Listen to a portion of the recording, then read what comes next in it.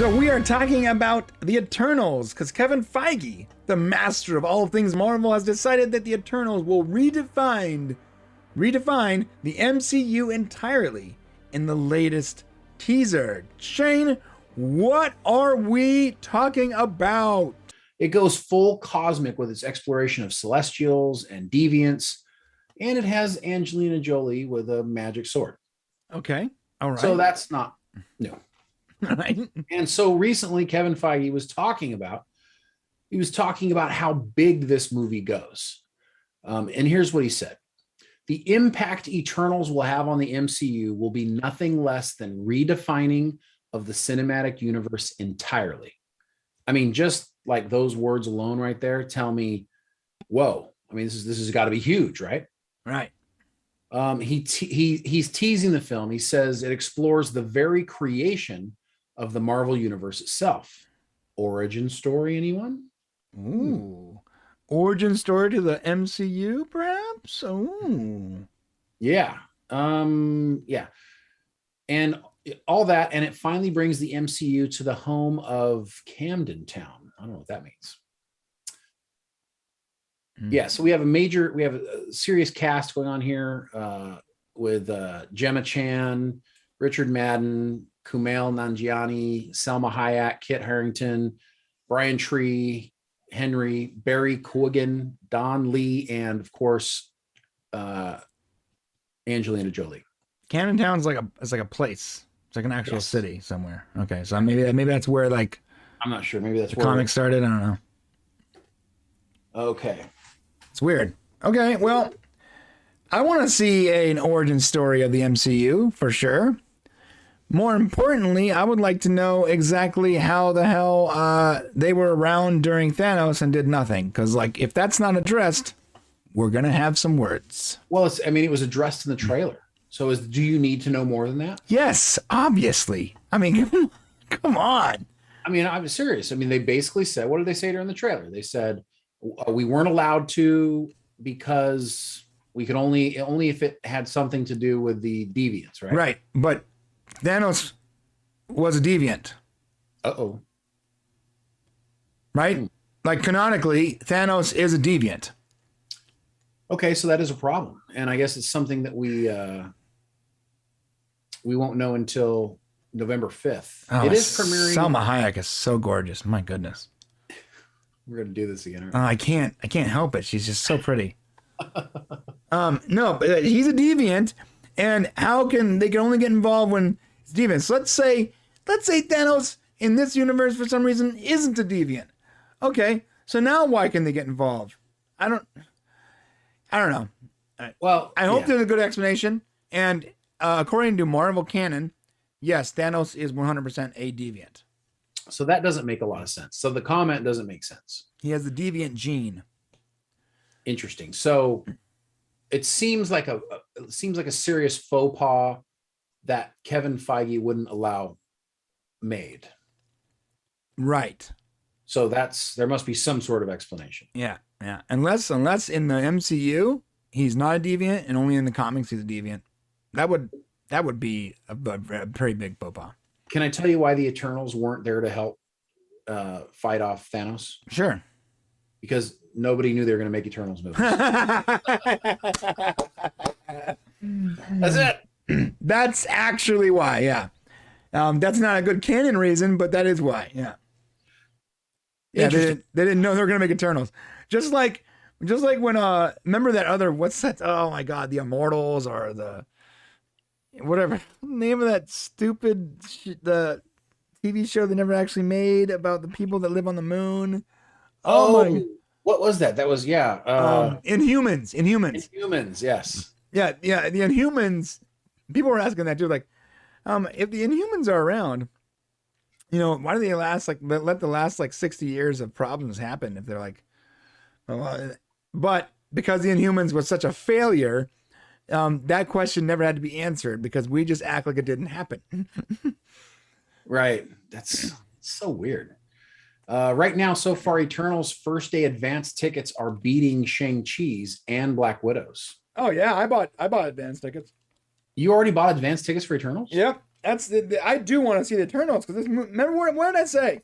This is supposed to move the story forward, bro. But you didn't. Okay, so you didn't buy them for the other ones, but this one. So that's intriguing that you say that. Yeah, I didn't care at all about Shang-Chi. I'm sure Shang-Chi was a good movie. Shang-Chi. I haven't seen it. I don't plan to watch it until it comes out on Disney Plus. I have no reason to watch it. Same with Black Widow. I had no reason to watch Black Widow until it came on Disney Plus. I just didn't care. It just didn't intrigue you. It doesn't move the story forward, so I don't really care. I am now definitely a part of the larger MCU story. I want to see this universe progress. Same reason when Star Trek came out with Star Trek Discovery, I was so annoyed and bummed because it didn't progress the universe whatsoever. Right. I mean, I'm okay with you telling stories within stories, right?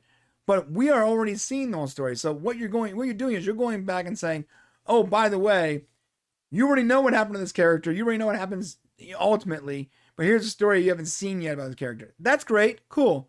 That's fine for some people, but for me, I want to see the actual timeline progressing in a linear fashion. Interesting.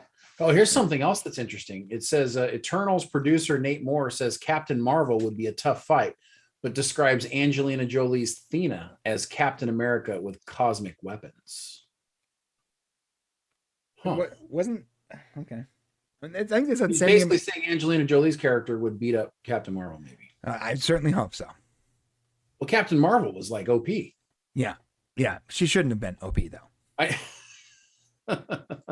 mean, let's be real. She shouldn't have been OP.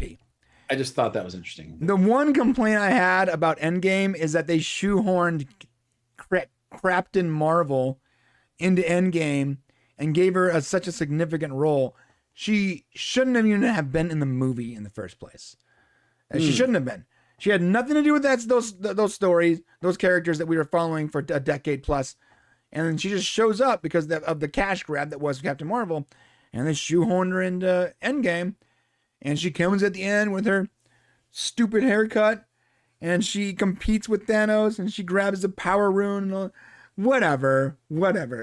I can love that movie. I can think that movie is the best comic book movie ever made.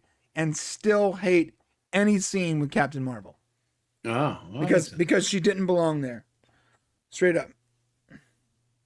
Well, and if she was the one who had beat Thanos, I would have been so pissed. We talked about that a lot. I'm so happy the way it ended was perfection. So I can overlook the Captain Marvel crap and just see like, okay, that's fine because the rest of the story was just perfection. And it ended the way it began. It was perfect. So now we're on to the next phase, right? And now it's Eternals. So, a great way to jumpstart the next phase of MCU is to show the whole story up until this point.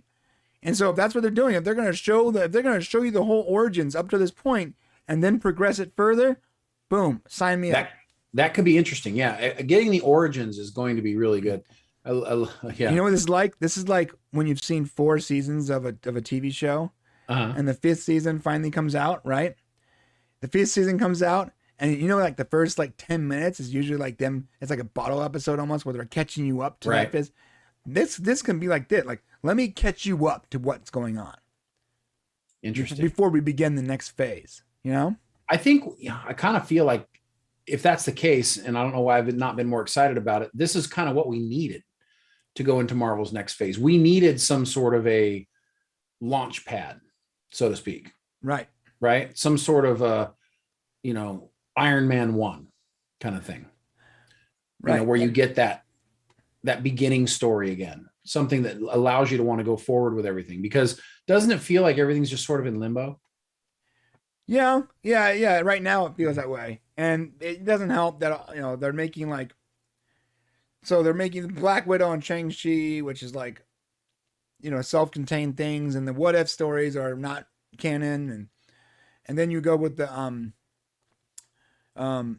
series that came out, which are technically, furthering the storyline in a linear way, but they're so intimate and internal that they don't actually give you any information about what's really going on, aside from what's going on with those characters in general. Okay. So yeah, it's been stale to the point where the story hasn't really progressed very much.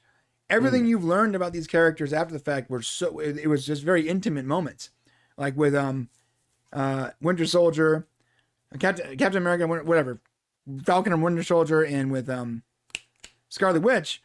Like, yes, it did further the story a little bit, but it was definitely way more like about those individual characters. So it's not really a universe, it's not furthering the universe very much. Now, Loki, on the other hand, did progress the universe forward a little bit and explain the whole multiverse theory. But that's really what that entire show's purpose was a deep dive on the way the multiverse in MCU works. If you don't see those TV shows and you only watch the movies, guess what? Your experience is not affected negatively. You don't have to watch those TV shows to understand the movies. But if you watch the TV shows, it's almost like, here's the deep dive, here's a little, enhancement to your MCU experience, but it's not necessary per se. Oh, I mean, I'm just curious now. Now my curiosity is piqued. Having him say this has made me say, now I want to go buy my tickets. Whereas before I was kind of like, yeah, I'm going to watch it, but I don't know how I necessarily feel about it. Get your tickets, Shane. What are you waiting for, bro? Well, I just got my Dune tickets actually for next week. Yeah. So we're going to review that one live, right? We are going to review that one live. For the members. Yeah, I'm really hoping that for members. I'm hoping that you can see it early enough, because I'm definitely going to see it before you. So you think that it's going to come out early in the day on that day? Oh, we're going to talk about it. Let's wait until the segment. Yeah, we'll talk about it. Okay, well, that's what we got for the Eternals, guys. What do you guys think about the MCU going forward? You guys ready for this poppin' new phase of the MCU? And how do you feel like the Eternals being sort of like the beginning of that, the kickoff? Let us know what you guys think in the comment section below. Thanks for watching. To see the full conversation, become a member of the Popcast family. Use the link in the description below, or go to our channel and click the join button. Select your tier, and we'll see you at the next show.